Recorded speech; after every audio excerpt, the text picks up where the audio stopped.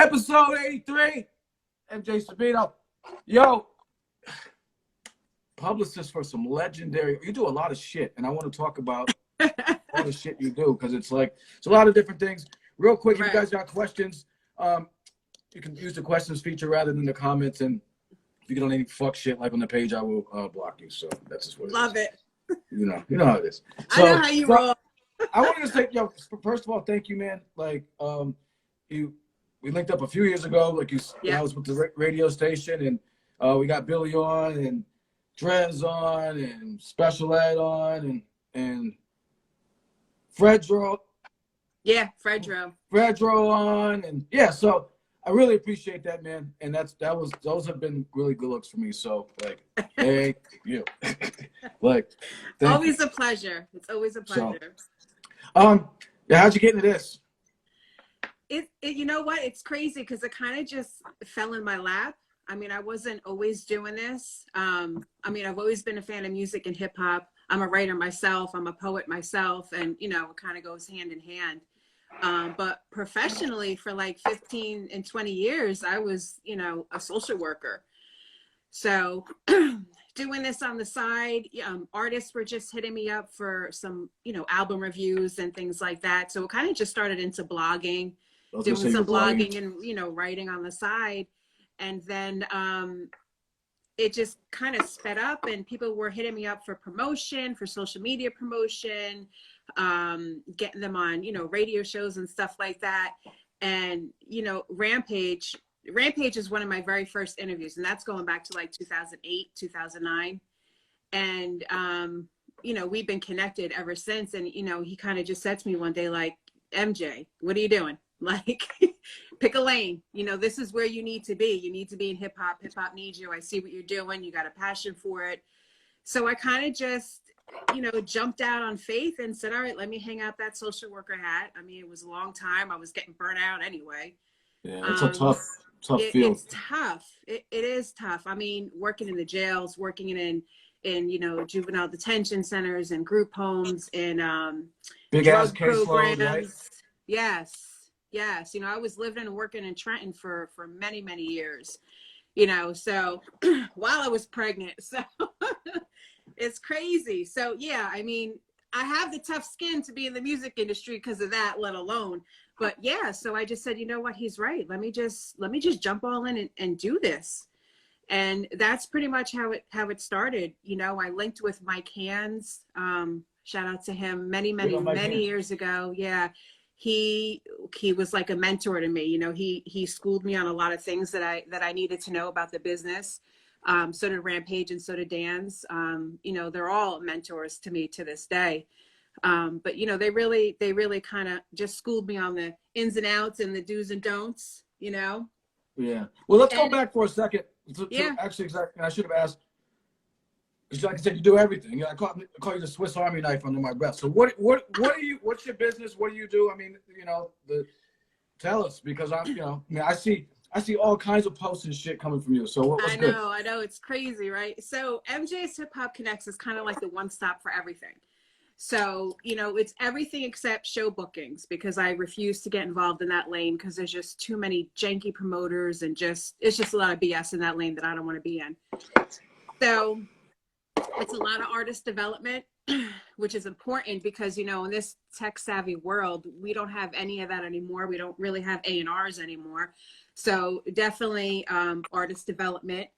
If they don't have any kind of social media presence, we're going to work on that. If they don't have distro, we're going to work on that. Bios, EPKs, blogs, magazines, radio campaigns, social media promotion, everything, you know, that a publicist does to keep you relevant and consistent in the public eye. Building a fan base, expanding fan bases, really just all the wraparound services. And it's not just music. I work with authors, directors, producers, couple of models here and there. So it's not just music related, definitely not. So, I was going to say, have you found, well, I'll go back for a second. Were you do, this is your job, right? And this is it. This is my money. This is my bread. So were you, I mean, it had to be little nerve-wracking to kind of take that leap from a steady, hell yeah, every 2 week joint, right, or whatever, every week paycheck hell to yeah, like with a kid, with kids, you know, whatever. with So kids, yep, yeah. I was petrified the first year. I was doubting myself. I was questioning myself every day. Like, is this something I really can do? Can I really profit off it? You know what I mean? Can I pay my bills with this? So, you know, there was a lot of days where I was, you know, discouraged. And, you know, thankfully I have a small circle, well, like a dot of a circle, you know, that's always in my corner and like, no, you got this. You could do it. You could do it. You know, if it wasn't for them. Yeah, absolutely. Yeah. If it wasn't for them, I might have hung up the towel within that first year. Yeah, they say a lot of businesses fold within the first year. So yeah, so it's scary. You don't really make any money, right? So it's like, you know, so and I definitely wasn't making really anything in the first year to cover shit gas. You know what I mean? But I had to keep plugging and plugging and plugging. Yeah. So one of the things I've always wondered about, as far as you and some others. Other women in this industry that kind of do what you do. Big up Chrissy Mack, a few others. Like, I hip hop's rap, all the elements really, but rap is male dominated to the fucking core. Like, yes. Black male, Latino male dominated. So, white woman in this shit, what are some of the obstacles? Have you had any hurdles, any issues that, you know, like with as far as just being a woman in this shit? I mean, because I would think that it's, right. You know, you might have bumped into something. I don't know if it's necessarily a hurdle or a challenge or an obstacle, but it's something that's definitely frustrated. You know, when men come to you with the sweetheart and the honey and, you know, they think flirting and, you know, is going to get their music played or something like that. And a while back when I first started MJ's Hip Hop Connects, everything on my profiles was just my logo.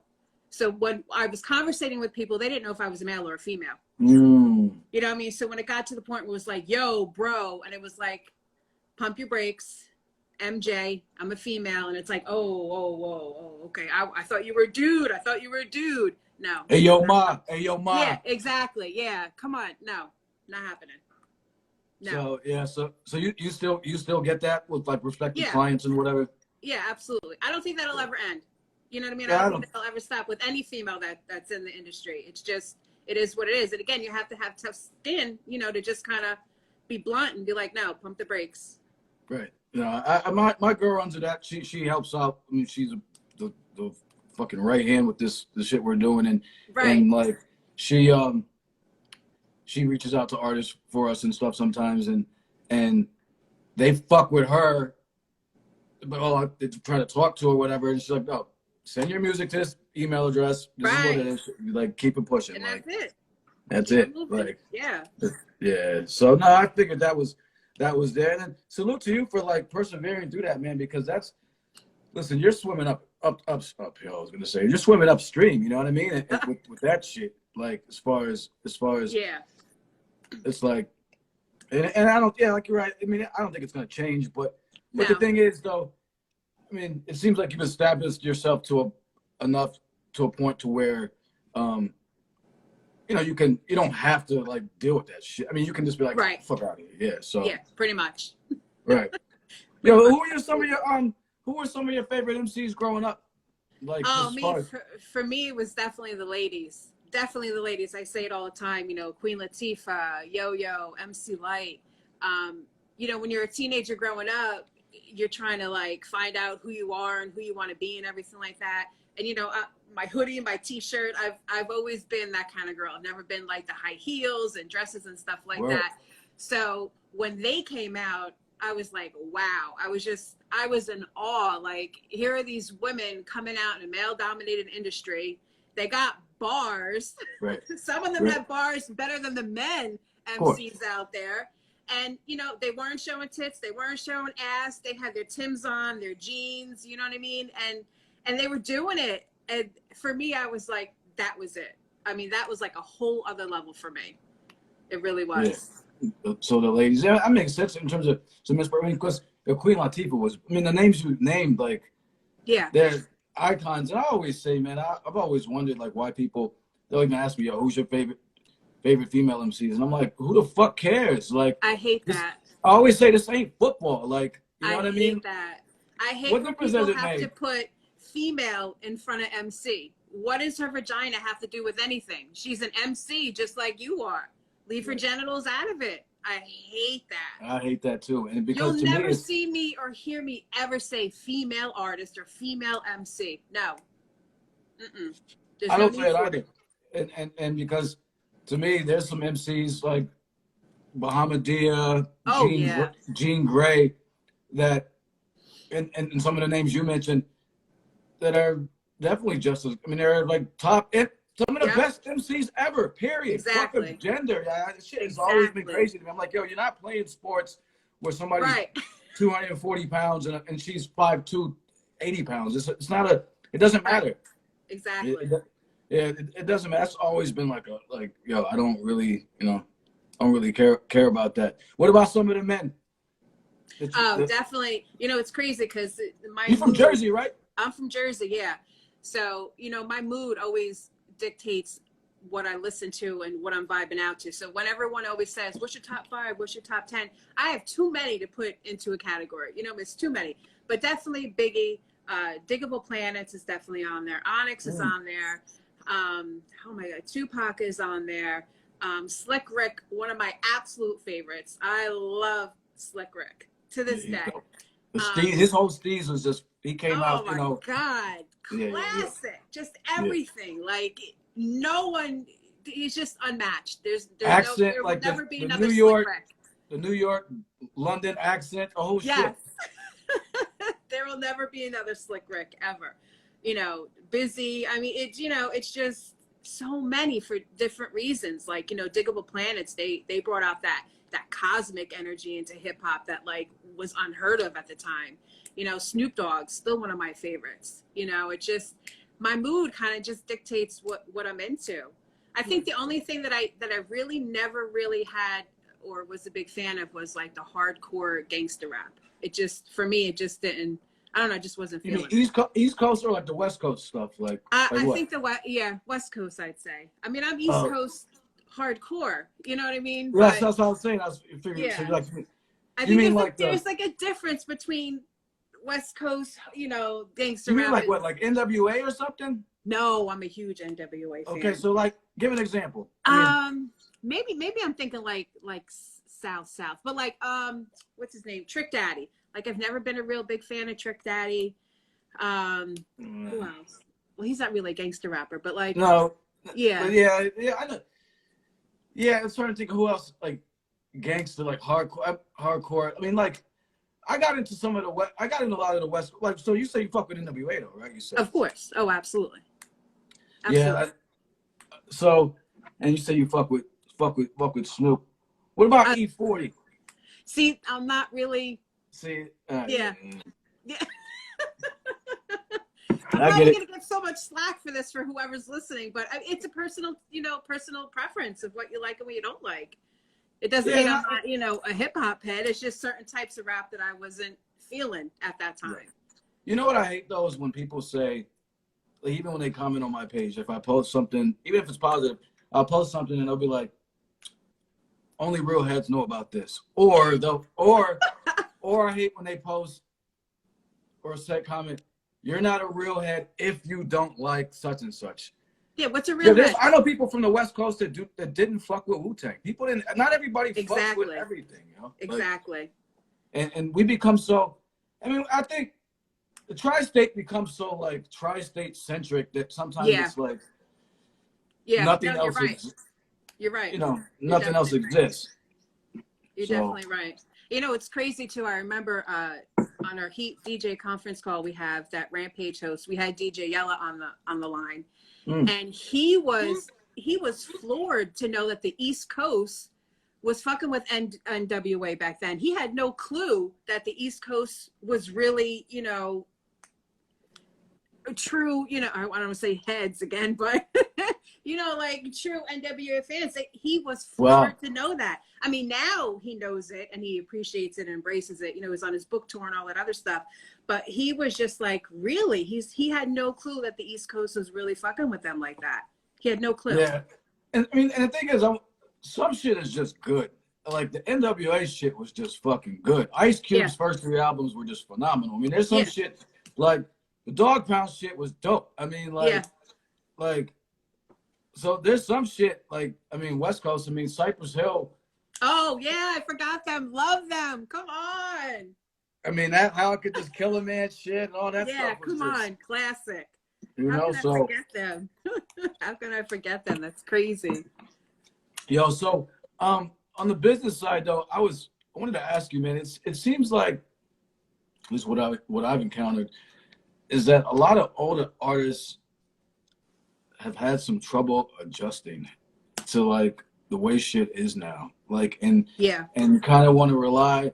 They either they don't want to drop music. They want to wait for like the perfect astrology shit for it to happen and drop perfect that shit. Storm. Like right. They don't want to promo anything really, like, because they don't want to let anything out and tell people about shit. Right? You know what I'm talking about. I know.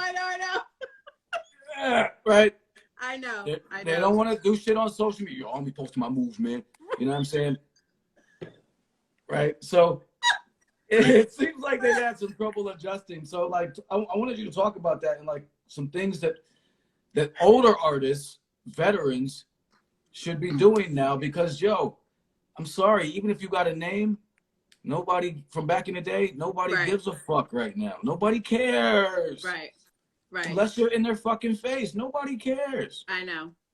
So holler at me about that, man, because what should older veteran artists be doing right now in 2022 if they're still serious about this rap shit?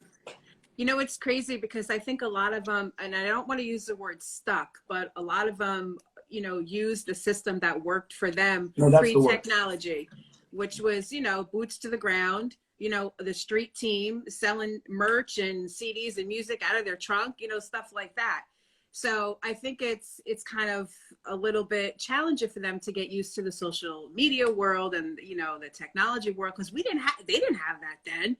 You know what I mean? To get people to like them and build a fan base, they had to go to shows. They had to go to events. They had to like stalk the DJs and go to labels and shit like that.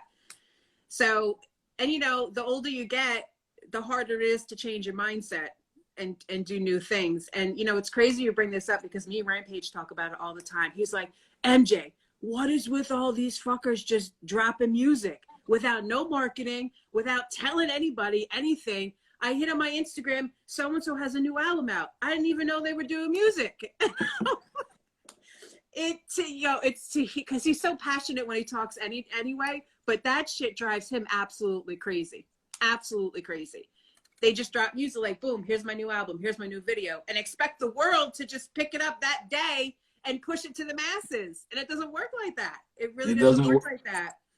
You know what I mean? At all. No. It doesn't matter who you are. Like, no. Think about like, right, I think Nas dropped an album like about a month ago, I think. I mean, and I think he's fallen off in a lot of ways, but he dropped an album still. Right. He's Nas. They talked about it for like 4 days, yo. Yeah, exactly. Like, you know what I'm saying? Like, and here's the other thing too, is that they were doing all that, you know, slinging out of their trunks and shit. But also, if some of these cats they actually had deals back in the day, right? They had somebody else doing this shit for them. Exactly. So they had a fucking, you know, an advance, whatever. Right. And so they had somebody doing all this shit for them. Right. And they were blowing trees in the fucking studio for 6 hours, right? Not using the studio time properly. Right. Now it's like, yo, this is your fucking money. You're not on a budget. Right. Exactly. Clock's ticking as soon as you get in the studio. Exactly. It's a big change, you know, too, because they were with labels for so many years. I mean, decades even, and now everything's flipped, and now they're independent. And for a lot of them, they have more to prove because society is like, yo, hang the hat up. Where you been for 15 years, 10 years? And a lot of them really haven't gone anywhere. They've still been making music. They're still touring and stuff like that. But because they're independent and not mainstream, a lot of the world misses out on that stuff. Right. So, I mean, I think, you know, sometimes they have a lot more to prove than the new cats do. Right. So would you agree that you have to have a social media page in 2022? Oh, absolutely. I stress that all the time. All the time I stress it. And if you're not running it, then get somebody to run it. But you have to have a presence. Absolutely. You have to. Yeah. Would you agree? Would you agree that your social media page should have more than just pictures of you smoking blunts and your fucking and stupid ass memes on it? Yes, and that again goes to my artist development thing. If you send me a friend request and I check out your page and there's nothing music on there, nothing, I don't care how dope your music is, I'm not accepting it. Same thing with Facebook. I don't care where you're eating. I don't care where you're driving to. Show me the music. Show me the music. It's all, listen, I tell cats, yo, you got like, so I try to get people to email us, but if you're hitting a DM and I happen to check it, yo, you got like 10 seconds for somebody to fuck with you or not, yo. Like, that's right. Like everybody's attention span is shrinking by the day. Yeah, like, that's right. I don't have time to look for all your shit and go through like 40, like if you send me a link. And you shouldn't have to look for their shit. You shouldn't have to look for it. I'm not going to. No, they're supposed to be selling themselves. You shouldn't have to look or click on nothing. Hey, yo, check me out. No. It doesn't.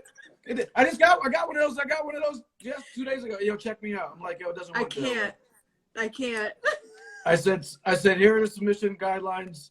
If we rock with you, we'll be in touch. Right. That's it. Yo, check me out. I can't tell you how many times I throw my phone. You know what I mean? It's crazy. Like, oh my God. Like, I should be used to it, but it's like, sometimes it's like, oh my God, here we fucking go again. Like, and a lot of it is common sense. Like, I don't understand. What are some of the other mistakes or major mistakes that artists are making right now that are killing them? You know, a lot of them, you know, again, regardless of age or where they're at in their career, I don't really think they take the time to really put out music. You know, everyone's so quick to go in the studio, make a track in a half hour and push it out to the masses. You know what I mean? I remember when albums, we would be waiting a whole year for an album to come out because everything had to be polished and perfected. And, you know, let's try this again and let's switch this up or whatever.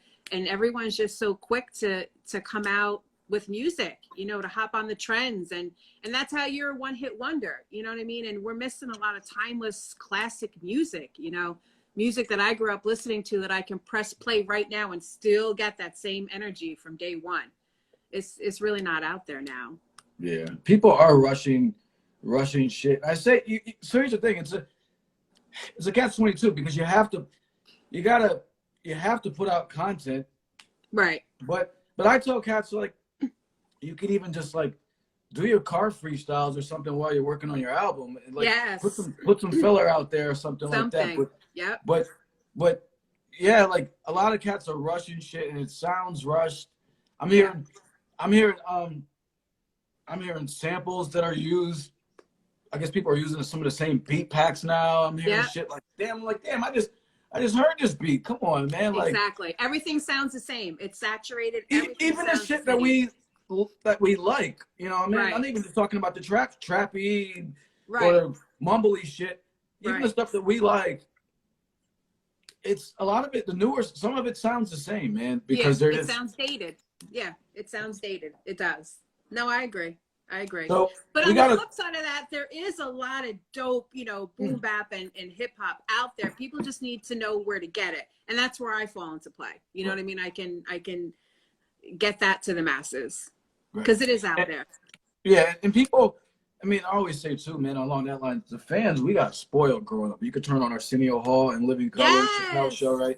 They were dropping albums on the fucking show. Yes. Like, so we, MTV, BET, Rap City, all that shit.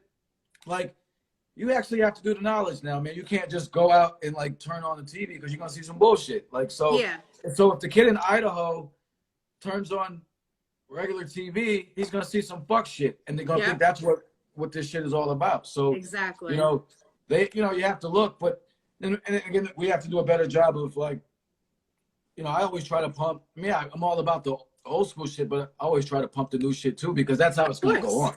Yeah, exactly. It's ever evolving, absolutely. And there's going to be new, you know, categories of rap that people are going to like and people aren't going to like. You know, my thing is just listen to what you like. That's it. You don't got to bash anybody. You don't have to do any of that. Just listen what you like to. Right. We got a question here. I don't know if you're still in the show. Condoja Art. Is it better to have a manager or publicist first? It honestly depends, because they have completely different roles. So again, a publicist is going to keep you relevant and consistent in the public eye through magazines, appearances, radio campaigns, social media, building your fan base. A manager is going to, get you those show bookings, is going to get you the sales and stuff like that. Completely different doors, completely different roles. Ideally, an artist is going to want to have different people on their team, a manager, a talent, people scouting for manager and booking agent sometimes can go hand in hand, but manager, booking agent, publicist, someone to handle your social media platforms. You know what I mean? So you need that wraparound team. But if you're an up and coming artist, and let's say you just have one single out, you really don't have that much fan base, you really don't need the wraparound service of a publicist. You know what I mean?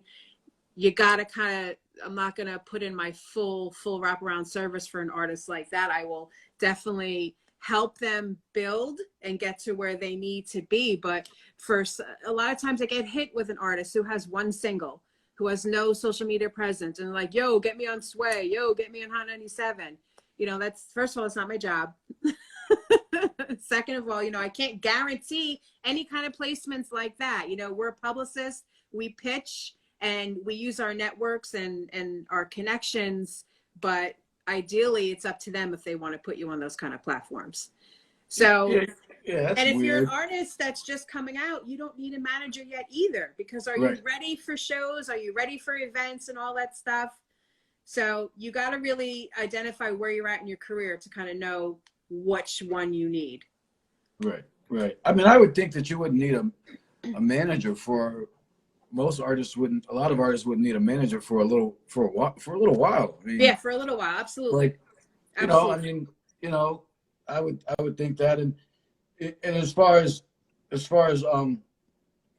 the coming to you with just like one joint, like have some material, man. Like, I don't understand, like, people, again, this is part of the issue with the technology stuff. It's so easy to make music now. It's so easy to be a graphic designer. So people think they can go, yo, this rap shit, this DJ and all this shit, this used to be special back in the day. Not everybody did this shit, right? Like, if you did this, you were special. Exactly. Like, everybody wasn't. Now, if you tell somebody you rap, or they're like, oh yeah, my cousin raps. Like, everyone raps today. Yeah, the mail lady raps. Everyone raps. Everyone's a rapper. I mean, don't get it wrong. If you only have one single, I mean, I can definitely work with you and assist you to get you where you need to go. But just know that process is not going to take you to Sway in 1 day or 1 week or 2 months. Yeah, of course. I mean, you can work with somebody, but I'm just saying, be realistic about. There you go.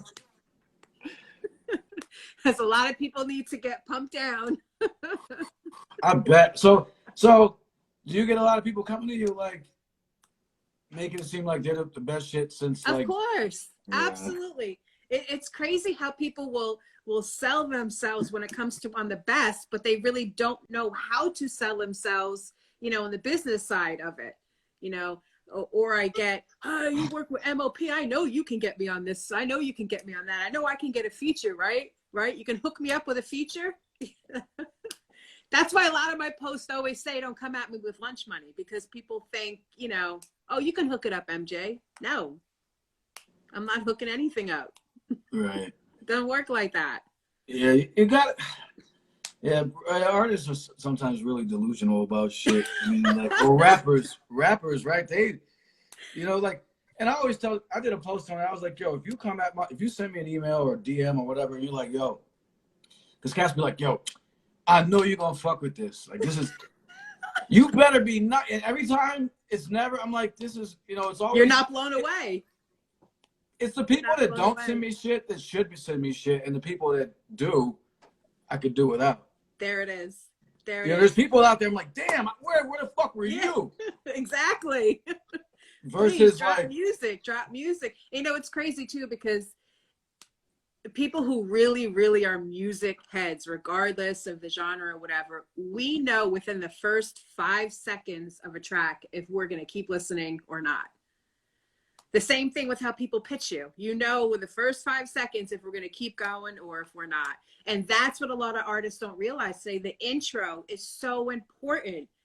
So important, because that's what's going to let me know if I'm going to keep letting the track play or I'm just going to be like, I'm done. We shouldn't even listen to it, MJ. The intro was like 50 seconds long. Like, what are you doing in? Thank you. I'm waiting for bars. When are you coming in? I post about that all the time. I'm like, these 1 minute, 2 minute, it's like the song's 3 minutes and the intro's 50 seconds of that. Exactly. What am I doing for 50 seconds? I'm just sitting here. No, there's no way. And you know what? It's sad because the rest of the track can be the dopest. I mean, the dopest bars, and I'll never know. I will never know. I'm with you. There's so many times I'm like, next. I can't. Those long intros are killer. And that's the norm these days, man. I'm like, man. I don't understand it. But here's the thing. I think so. A lot of the production has gone. I've seen a lot of these rappers now because they're doing merch and they're putting out like artwork and they're really into like colored vinyl and shit. And so a lot of cats are saying like these producers are also, they're looking at this kind of like the producer's doing his thing, I guess. But I don't have time for that shit, yo. I just don't. I know. But a real producer can do his shit throughout the whole track. I mean, he doesn't just need the intro. Right. You know what I mean? Go with the whole track. I'm not sitting there for 50 seconds waiting for bars. Nope. It's not going to happen ever. I have no patience for that. None. We're totally on the same page with that. I mean, other people might. I just can't do it. I can't. And you're right. A lot of times the track's dope, but it's like maybe dope. There's a couple times I've skipped through. Right. And I'm like, damn. And I'm gonna keep skipping and skipping. Right. I'm like, shit. Finally, right? Like, and then and this is all after a couple. Yeah. You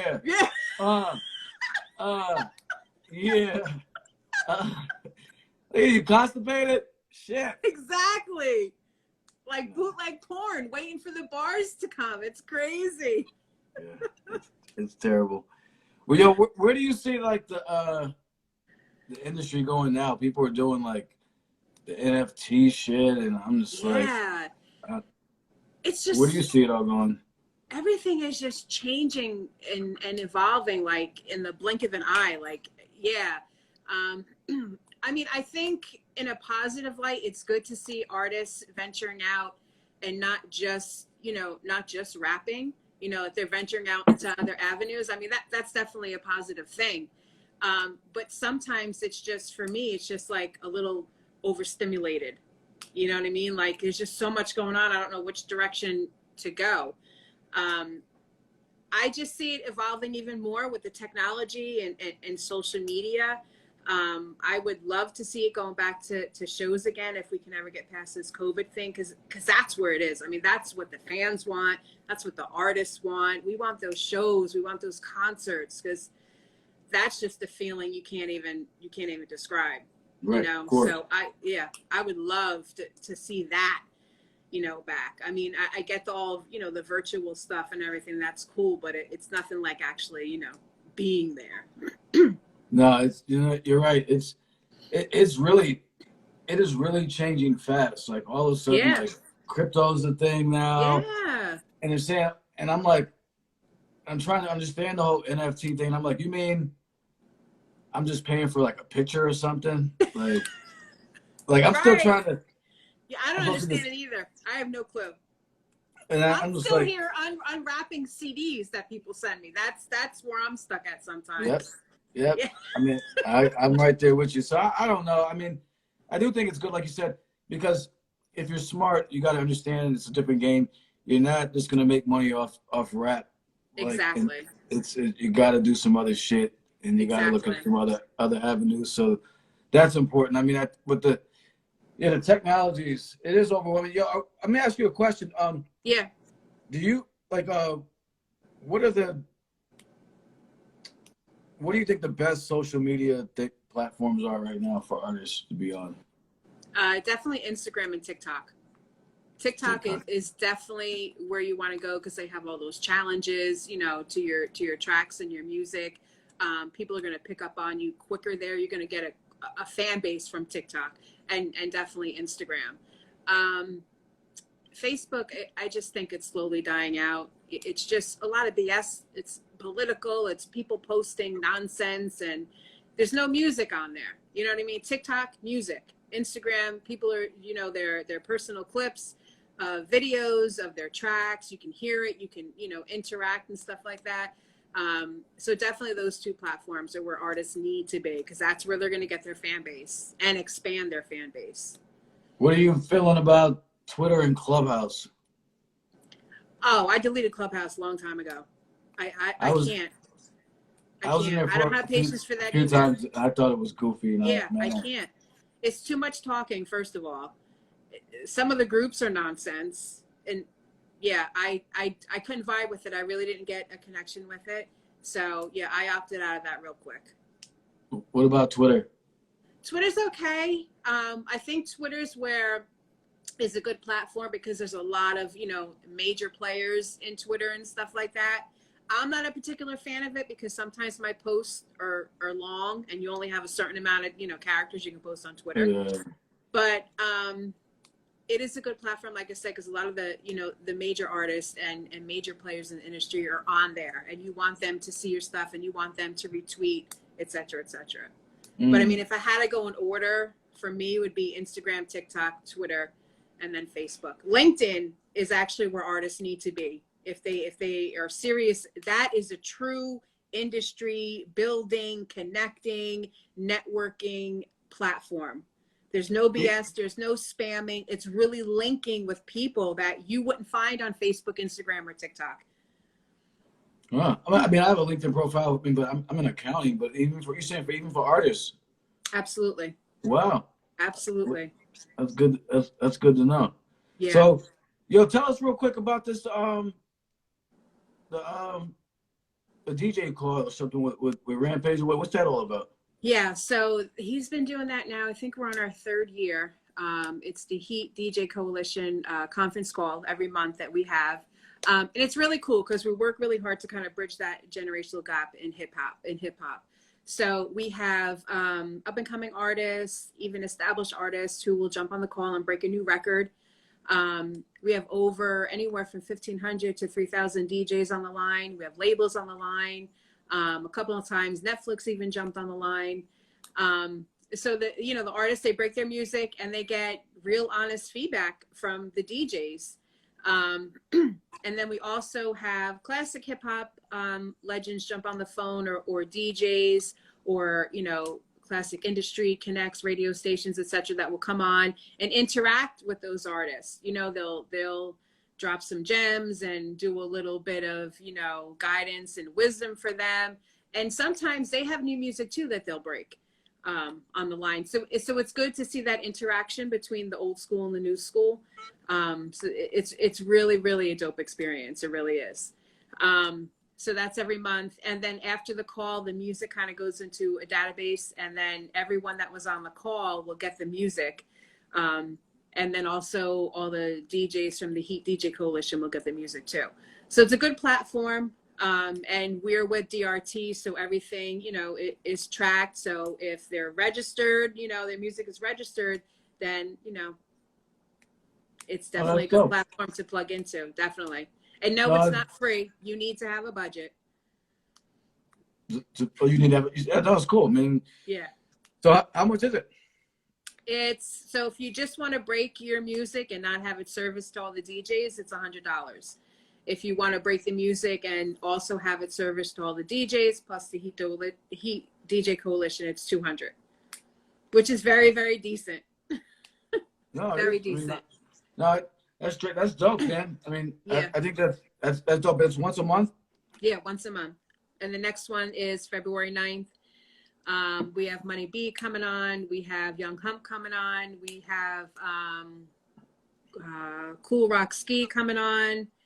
And a couple other people that we have coming on for the majors anyway. You said it's a conference call, right? Yeah. That's dope. So what you got? What else you got going on next? What's the moves that you always seem to be working? What do you got? Irons in the fire.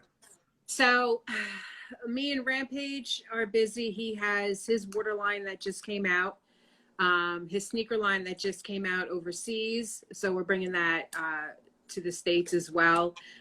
He has a mixtape that's coming out that we're working on. Who else? Drez is polishing up and finishing that album with Dilla. Yep, and finishing up that documentary. Everyone's got a lot of good stuff coming out. Some of it I can't really say because I'll get in trouble. So some of that is like vault stuff that I can't say yet. But a lot of them have a lot of things coming up that's outside of music that we're really working on. That's taking up a lot of our time. But it's going to be really good stuff. And again, that's the positive part of it because everyone ventures outside of the music thing, and it's I love it, and I love to be a part of that. Yeah, and I definitely love to be a part of that.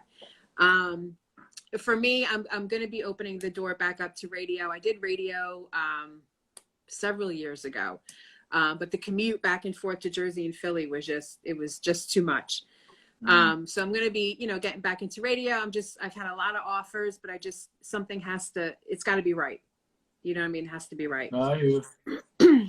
So just a lot of stuff. No, that's dope. And Drez got a joint coming out with 2 bangers soon too. Yes. He's posting that. Can't wait to hear that. I keep dropping like, yo, I need that shit. I need that shit. I'll get it to you. Don't worry. I'll get it to you. So work. I'm not worried. Yeah. So no, man, this was fun. I thank you for chopping it up. I'm glad we finally got to, I'm saying. Me too. Meet in person. So I appreciate everything that you do and likewise. All the help you've given me. Like it's been very beneficial, so I really, really appreciate you. I mean, always a pleasure. It's always a pleasure for sure. So yeah, so I'm always, in tune your page, see what's going on and stuff like that. So if you need anything or whatever, as far as just anything, if you're like, hey, I need some traction on this post or whatever, if you like, it's nothing to fucking repost this, hit me up. It's not nothing. Like, so fucking that. Like it's all love. So yeah, I'm gonna go to the bathroom. I got another show coming up. All right. Hip hop culture after this. We got Keith Murray next week, I think. Nice. I don't know. Yeah, I know. I'm not even gonna say nothing. I don't know. We're supposed to have Keith Murray next week. I'll tell you a funny story. I can tell this to me. It's funny. So we had a 3-way. It was me, him, and his man. We were talking about doing an interview. Right. So I had to go get a pen to write something down. So under my breath, I kind of just casually, I just went da da da da. I was looking for the pen. I was like da da da da or something like that under my pen. Right. He goes da da da da da da da da. Murray's World. I'm like, okay. I'm like, this hour's gonna go fast. So, yeah. I can't wait for that. Yeah, so that should be a good one. So we got a bunch of things coming up too, and yeah, everybody check out the YouTube. This is where all of our interviews are always posted there. We just had everybody from Hyro pretty much last week, Casual, Tajay, and we just started a show. We just started a show with A+ from Hyro. It's called Talking Crazy. It's just a show about mental health. Okay. Yeah, it's the third Monday of every month, and it's just 2 friends talking about like mental health shit, like just real shit. That. You know what I mean? That's needed too. Definitely needed to put that out. Yeah, because we don't talk about shit. Yeah. So I like that.